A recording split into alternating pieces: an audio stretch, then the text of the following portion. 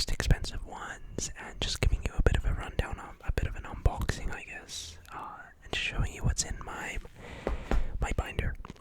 So this is just going to be a really relaxed session. So if you have no idea what Yu-Gi-Oh is, or you don't have any idea of the things that I'm talking about, that's all cool. You can just close your eyes and just relax. This is just a fun video. But for those of you that do know, that's cool too. So why don't we get into it?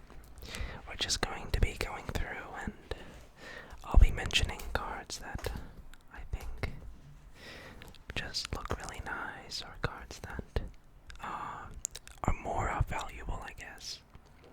So straight off the bat, we have, let's do this card right here.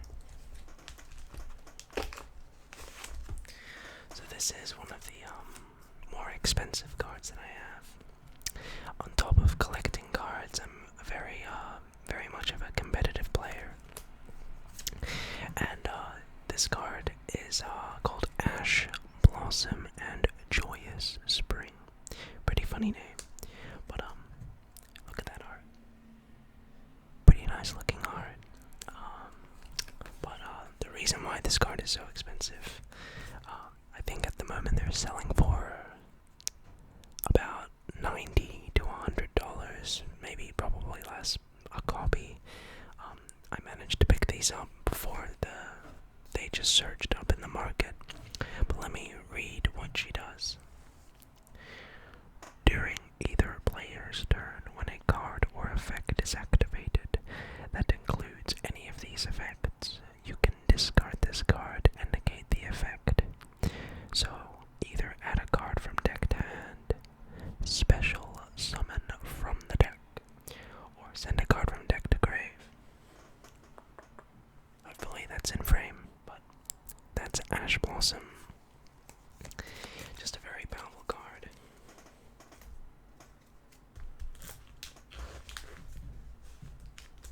So next up we have the sister to Ash Blossom. This is Ghost Ogre and Snow Rabbit. And that's what she looks like. So this card is less expensive. Basically, I'll read out her effect. During either player's turn, when a monster on the field activates its effect, or when a spell or trap card activates its effect, you can send this card from your hand to the graveyard and destroy that card. So, yeah. Very good card. I think they're about 15 each. Anything else that's particularly cool here? I guess the final sister to the three is this card. Ghost Reaper and Winter Cherries. Personally, my favorite art. Very powerful card as well. And those are at the moment becoming very expensive. So there is that. Troll and Lockbird is another powerful card. I just really love some of the arts of the cards, you know. This card is just looks very nice. It is a secret rare, I think. Anywho, so in Yu-Gi-Oh you have the green spell cards and the purple pinkish trap cards. So some cool trap cards are like this card, Imperial Order, and what this card does is, as long as this card remains face up on the field, negate the effects of all spell cards. Pay 700 life points during each of your standby phases. If you do not destroy this card. Okay. Anything else? You have this card, Anti-Spell Fragrance, which is another very powerful card. And this card says, both players must set spell cards before activating them, and cannot activate them until their next phase, or the next turn. So trap cards are all about like stopping your opponent from doing whatever they want to do. You have just generic trap cards like this. There's this heavy storm duster, and this card reads, target up to 2 spell or trap cards on the field and destroy them. You cannot activate your battle phase during the turn you activate this card. It's very similar to this card. This is Twin Twisters, and it says discard a card, and then target up to 2 spell or trap cards and destroy them. A very powerful card as well. Then you have some cards in the game are so powerful that they have to be, you can only play one copy of them essentially. So this card, for example, is Raigeki, and it reads simply, destroy all monsters your opponent controls. So, very, very simple. I think this card is about, like, this rarity that I have is about $30-40. So, yep. So, next up.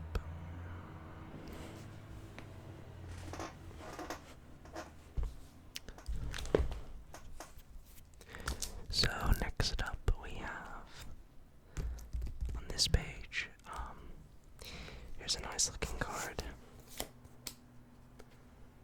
This is Galaxy Soldier, and Galaxy Soldier reads, if you send one other light monster from your hand to the graveyard, special summon this card. Oh, you can send, my bad. Special summon this card from your hand in defense position.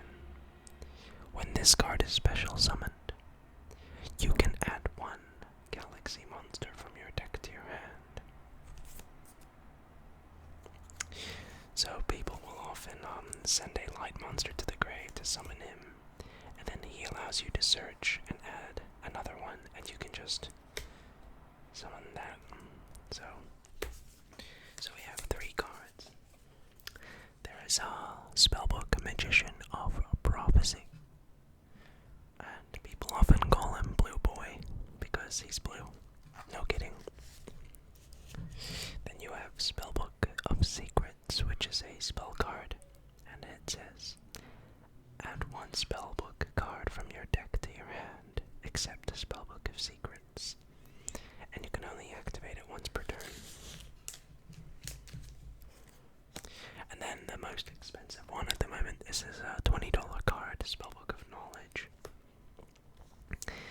Send to the graveyard either 1 spellcaster monster you control, or other spellbook card from your hand to the graveyard, and draw 2 cards. So, very good card. If I had to go ahead and estimate the value from each page quickly, I would say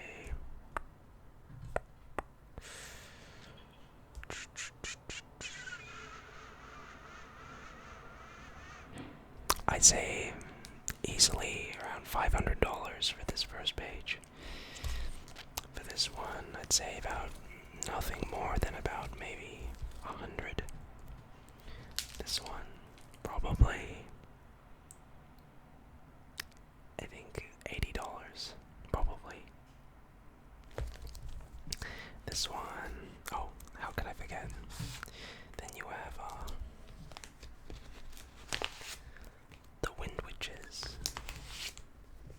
So you have 3 different kinds of Wind Witches. You have Wind Witch Ice Bell. Very cute little art. Wind Witch Glass Bell. And the Wind Witch Snowbell.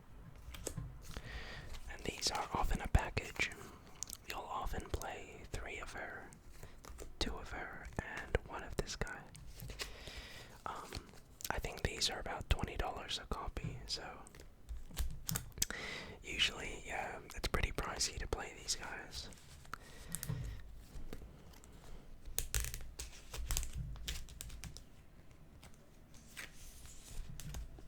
Okay, so those other Wind Witches. Let's now move on to the white cards that you see before you. These are synchro monsters, and synchro monsters are, well, they're interesting. You're probably thinking, wow, this game has brown cards, green cards, pink cards, white cards, black cards. Yep, that's the game of Yu-Gi-Oh! So this is a very powerful card.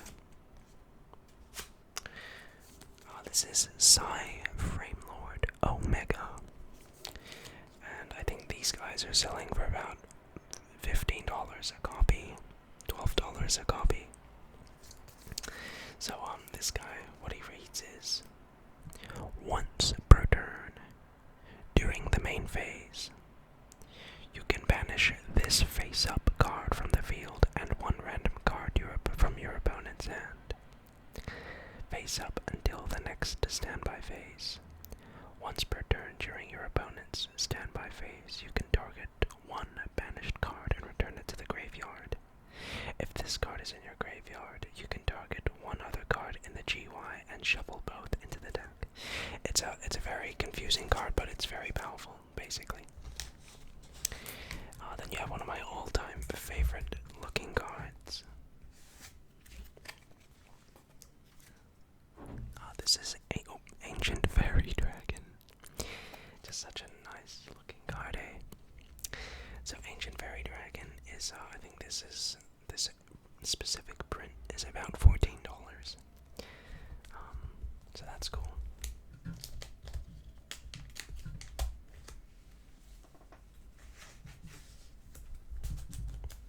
And then if anyone watched the show, they would know this card. This is Stardust Dragon. Still a pretty relevant card in the game. And pretty powerful at that. And then you have this monster, which, take a look at that art. It looks hella crazy. Ultimaya Tolkien. I actually can't even pronounce it. But it's a very powerful card too. So those are some synchro monsters. Then we go to one of my favorite pages. This is the Yangzings. So the Yangzings are a very fun archetype. Here are just a couple that I have. You have Bien, Earth of the Yangzing, Suwani, Fire of the Yangzing, and Chiwen, Light of the Yangzing. And then they have their own spells and traps. Then they have their own unique synchro monsters. You've got Basha, Brightness of the Yangzing, Yazi, Evil of the Yangzing. And then my favorite card, Denglong, First of the Yangzing. Now, you'll probably realize there's a frowny face, and instead of saying Denglong, I've written Deadlong. Well, you see, the reason why I did that is because, the card company, Konami, release a ban list, and the ban list basically is a list where they say what cards are now no longer able to be played because they're overpowered, or they break the game, or whatever, or if they just want more money.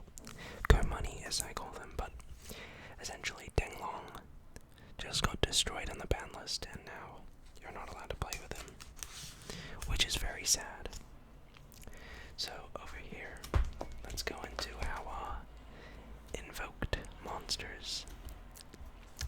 You have Alistair the Invoker. Actually, I'll show this later because I have a deck for that. And now we have, yes, that's right, blue colored monsters.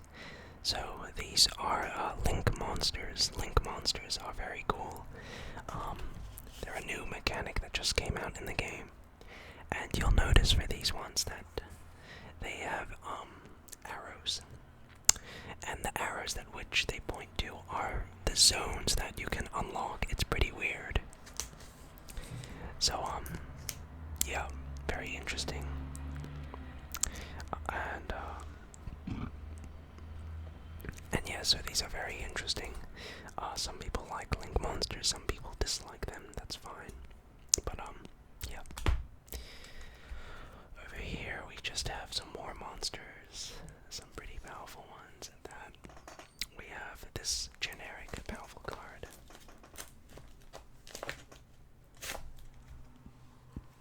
So this is Honest. Honest is a very effect type monster with 4 stars and is light attribute. And it reads, during your main phase, you can either return this face-up card from the field to the hand. During either player's damage step, when a light monster you control battles, you can send this card from your hand to the graveyard. That monster gains attack equal to the attack of the opponent's monster it's battling until the end of the battle phase or turn. Just a really powerful card, because say you have a monster out, say this guy, your opponent's about to attack it, you just send this to the graveyard from your hand and its attack points just jump up to 2,000, an extra 2,000. Very powerful card. Now we have my ritual page.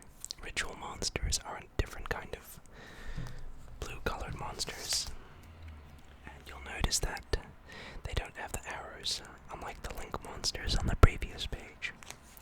So ritual monsters are a really old-school, awesome mechanic, which nowadays doesn't see as much play, but I would really love to build some kind of ritual deck. Over here we just have some more monsters. And over here we have some more trap cards and spell cards on the right. So this card, I'm sure everyone will recognize, Mirror Force. If you ever watched the Yu-Gi-Oh card show, they would attack you and you just play Mirror Force and it destroys all their monsters. So back in the day, 10 years ago, this card would be one of the best cards. I think it was banned, or like you could only play it at 1.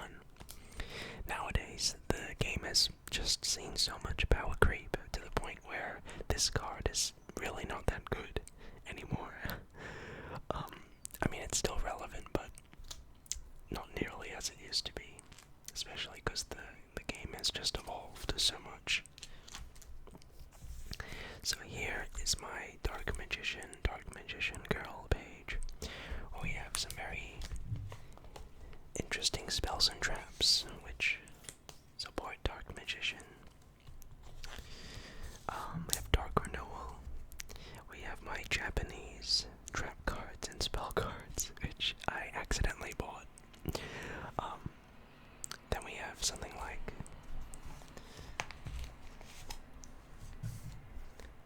Magician of Black Chaos.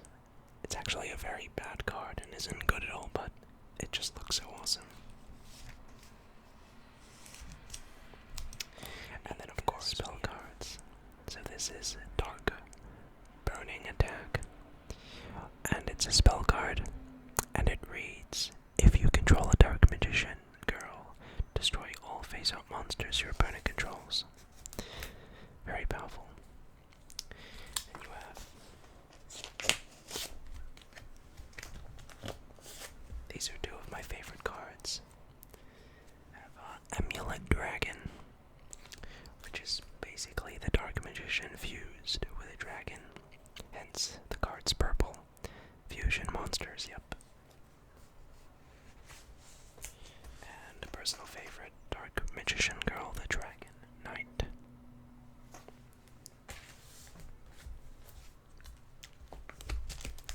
So here is where we get into my childhood, essentially. You have up here cards I think anyone who watched even a few episodes of the original show will recognize.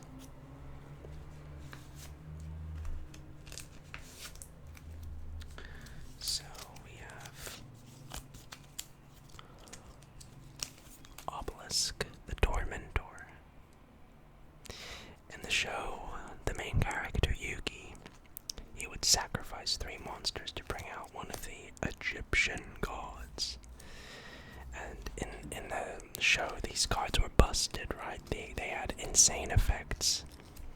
Like each one had about 50 different effects. It's crazy. Then you have Slifer, the Sky Dragon. And this card, I'll read it out. Requires 3 tributes to normal summon and cannot be normal summoned by other ways. This card's normal summon cannot be negated. When normal summoned, cards and effects cannot be activated. Once per turn during the end phase, if this card was special summoned, send it to the graveyard.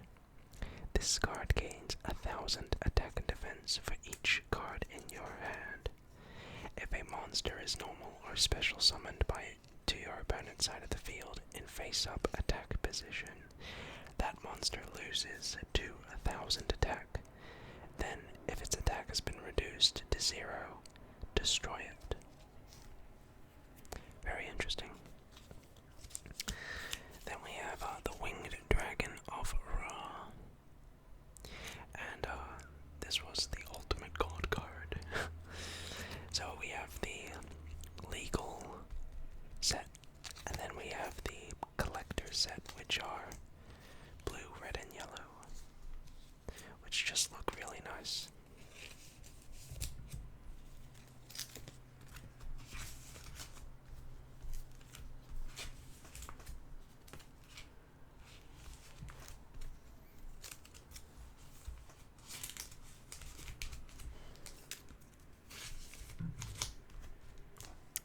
And then under here we have Exodia, the Forbidden One, which is a very powerful monster where if you get all 5 pieces in your hand, you instantly win the game. Everyone back in the day would be hunting for the 5 pieces of Exodia.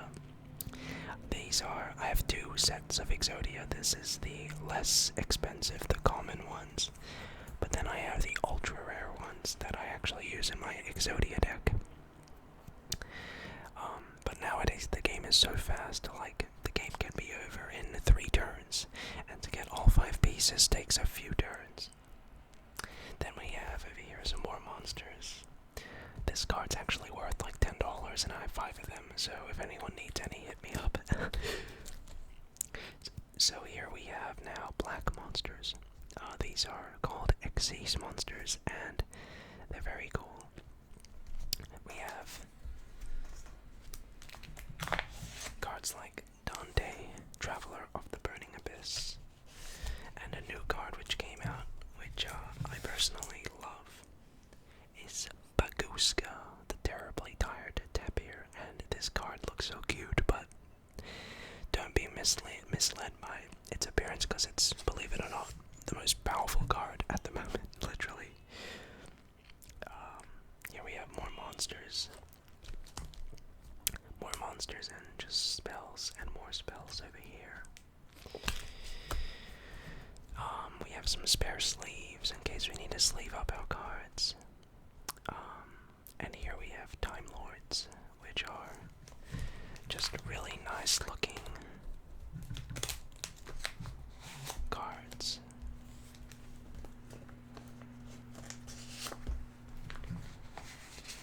So here we have 4 Time Lords. We have Sadion the Time Lord, Lazion the Time Lord, Camion, and Zaphion. And these are all very unique and just awesome looking cards that each have their own unique card effects and abilities.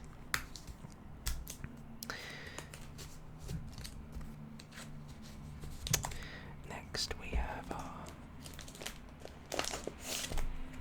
some tokens, and tokens are just really nice looking cards in which they're used for other stuff. Some people like to collect turtles tokens. Over here we have more trap cards, okay, and more monsters. Nothing you haven't seen. And over here we have more spells, and that's basically it, really. So I do hope you enjoyed the little binder showcase. If I had to estimate estimate the entire value of the binder, it'd be, I'd say, oh, including this stuff that I have here, I have a couple of decks.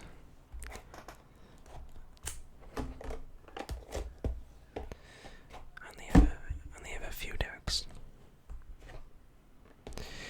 Well, if I had to include all the cards, including in these decks, I'd say over $2,000. Maybe even 3 almost. Because I love collecting cards and I love using them. But anyway, I digress. Thank you so much for watching. I do hope that you enjoyed. Please have a great rest, and I'll see you soon.